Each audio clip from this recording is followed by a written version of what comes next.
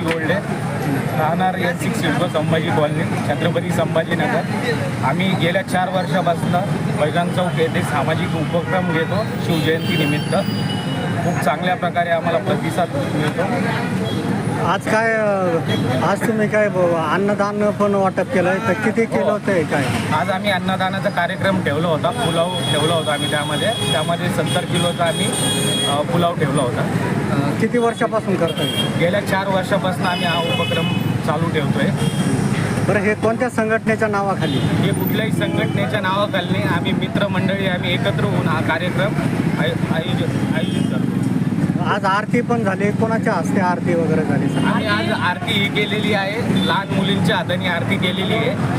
एक आमचं दाखवण्याचं उद्दिष्ट हेच आहे की महिलांना सन्मान भेटला पाहिजे. या निमित्त आम्ही त्यांच्या हाताने आरती केली. मित्रमंडळाचं काही नाव सांगा. मित्रमंडळाचं नाव आमचं सिडको हडको मित्रमंडळ आहे. सर्व परिसरातील जे मित्रपरिवार आहेत सर्व मिळून हा कार्यक्रम आयोजित करतात. शिवभक्तांना काय आव्हान करणार?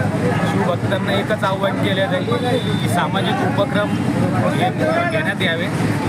शिवजयंतीनिमित्त कुठलाही गाजावाजा न करता. बरं, यावर्षी पोलीस प्रशासनाने डीजेला बंदी घातली, तर तुम्ही पारंपरिक वाद्याच्या याच्यामध्ये मिरवणूक वगैरे काढणार का? पारंपरिक वाद्य जे आहे त्यामध्ये मिरवणूक वगैरे काढण्याचं आमचं नाही आहे तसं कुठलंही. पण आम्ही 4 वे लावलेलं आहे, पण कमी आवाजामध्ये असं कुणालाही त्रास होणार नाही या दृष्टीने आम्ही ते ठेवलेलं आहे. चालेल, धन्यवाद. राहणार आम्ही कीर्ती हाऊसिंग सोसायटी येणेट सिडको येणेट भागामध्ये आम्ही सगळे एकत्र मिळून आम्ही सगळे मित्र सामाजिक कार्यक्रम घेत असतो दरवर्षी. 4 वर्ष आम्हाला झालेले आहेत. शिवजयंती असो, हनुमान जयंती असो, शिवरात्र असो, 14 एप्रिल असो, हे सगळे आम्ही कार्यक्रम एकत्र मिळून उत्साहात साजरे करतो. आणि दरवर्षीप्रमाणे आम्ही एक अल्पउपहार म्हणून काहीतरी कार्यक्रम ठेवत असतो. ह्या वर्षी ठेवला आहे आम्ही. किती किलोचं आहे? आम्ही 70 ते 80 किलोपर्यंत ठेवत असतो. बरं, हे केव्हा सुरू झालं आणि केव्हापर्यंत? हे बघा, हे आम्ही 4 वर्षापासून करतो. एक 12चा टाईम असतो आमचा.